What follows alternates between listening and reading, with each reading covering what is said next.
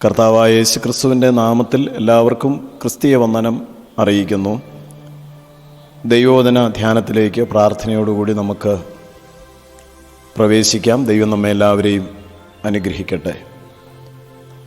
1 പത്രോസ് 1-ാം അധ്യായം 6-ാമത്തെ വചനത്തിൽ, നിങ്ങൾ ഇപ്പോൾ അല്പനേരത്തേക്ക് നാനാ പരീക്ഷകളാൽ ദുഃഖിച്ചിരിക്കേണ്ടി വന്നാലും ആനന്ദിക്കുന്നു. നിത്യതയെ ഉള്ളിൽ ഒരാവേശമാക്കിക്കൊണ്ട് നടക്കുന്ന ദൈവഭക്തന്മാർക്ക് വളരെയേറെ സന്തോഷം പകരുന്ന ഒരു വചനമാണ് ഇപ്പോൾ നിങ്ങളെ വായിച്ച് കേൾപ്പിച്ചത്.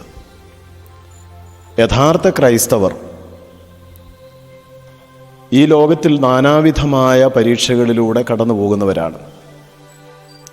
നാനാ പരീക്ഷകളിൽ കൂടി കടന്നു പോകേണ്ടി വരുമ്പോഴും അതിലവർക്ക് ദുഃഖമുണ്ടെങ്കിലും അവരെ ആനന്ദിപ്പിക്കുന്ന ഘടകം എന്താണ് എന്നുള്ളതിനെ സംബന്ധിച്ച് നാം ഇപ്പോൾ ചിന്തിക്കുകയാണ്. ദുഃഖിപ്പിക്കുന്ന കാര്യങ്ങളാണ് ഒരുപാട് കാര്യങ്ങളും. എന്നാൽ അതിൻ്റെ നടുവിൽ അവർ സന്തോഷിക്കുന്നു.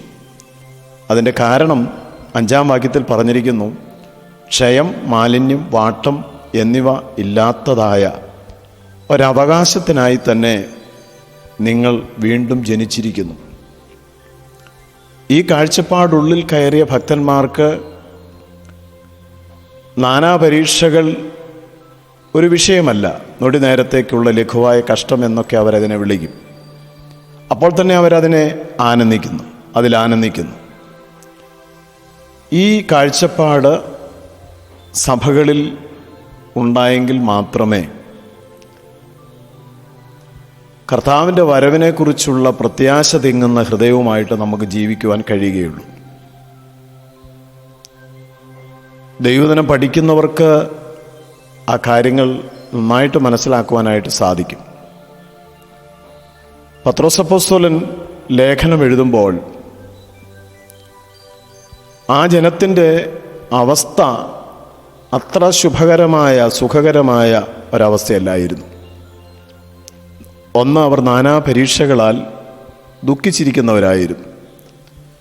2, ജാതികൾ അവരെ ദുഷ്പ്രവർത്തിക്കാർ എന്ന് വിളിച്ച് ദുഷിച്ചിരുന്നു. അന്യായമായി കഷ്ടവും സങ്കടവും സഹിക്കുന്നവരായിരുന്നു അവരിൽ പലരും. നീതി നിമിത്തം കഷ്ടവും ഭീഷണിയും അവർക്ക് അനുഭവിക്കേണ്ടി വന്നിരുന്നു. ക്രിസ്തുവിലുള്ള അവരുടെ നല്ല നടപ്പിനെ മറ്റുള്ളവർ ദുഷിച്ചിരുന്നു. ജഡത്തിൽ കഷ്ടമനുഭവിക്കുന്നവരും അഗ്നിശോധനയിലൂടെ കടന്നുപോയവരുമായിരുന്നു ബഹുഭൂരിപക്ഷം വിശ്വാസികളും.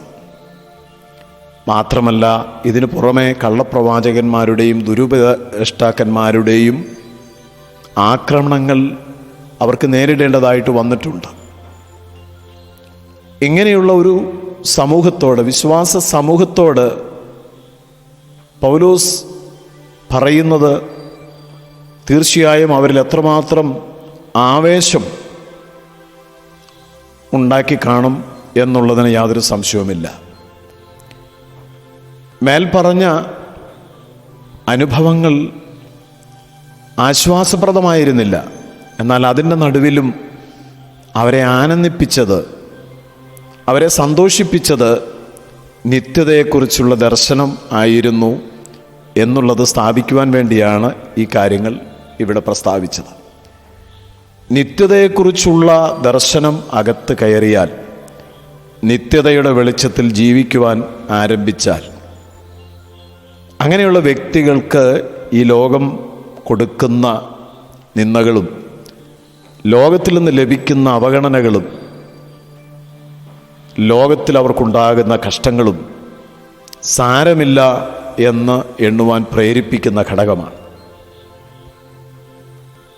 ഇത് നാം പ്രത്യേകം കുറിക്കൊള്ളേണ്ട വചനമാണ്. സാഹചര്യങ്ങൾ മാറുന്നതനുസരിച്ച് കളം മാറ്റി ചവിട്ടുന്നവരല്ലായിരുന്നു 1-ാമത്തെ നൂറ്റാണ്ടിലെ ക്രിസ്ത്യാനികൾ.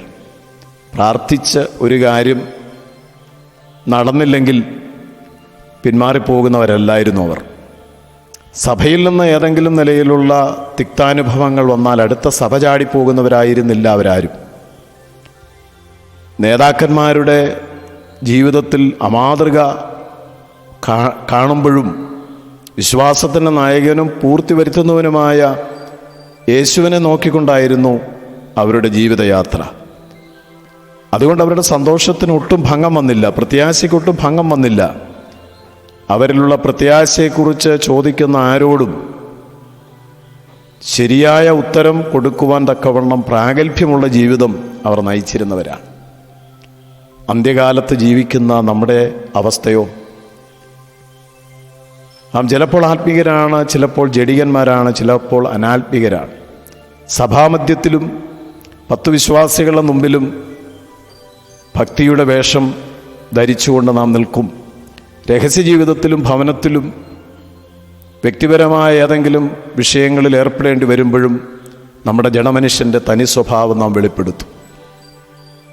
ഇരട്ടത്താപ്പ് ജീവിതം ദൈവജനം ഒരിക്കലും അനുവദിക്കുന്നില്ല. അങ്ങനെയുള്ളവർക്ക് ദൈവരാജ്യത്തിൽ കടക്കുവാൻ കഴിയുകയില്ല. ഹൃദയങ്ങളെ തൂക്കി നോക്കുന്നത് ദൈവമാണ്. ആ ദൈവത്തിൻ്റെ സന്നിധിയിൽ നമ്മെ സമർപ്പിച്ച് നമ്മുടെ കുറവുകൾ ഏറ്റുപറഞ്ഞ് നിത്യതയുടെ ദർശനം നമ്മുടെ ഉള്ളിൽ തരുവാൻ ദൈവത്തോട് പ്രാർത്ഥിക്കാം. കർത്താവേ, അവിടുത്തെ വചനം മാറ്റമില്ലാത്തതാണ്. ആ വചനം ഞങ്ങളുടെ ജീവിതത്തിൽ രൂപാന്തരങ്ങൾ വരുത്തുവാൻ സമർപ്പിച്ച് പ്രാർത്ഥിക്കുന്നു. ക്രിസ്തുയേശുവിൻ്റെ നാമത്തിൽ തന്നെ ആമേൻ.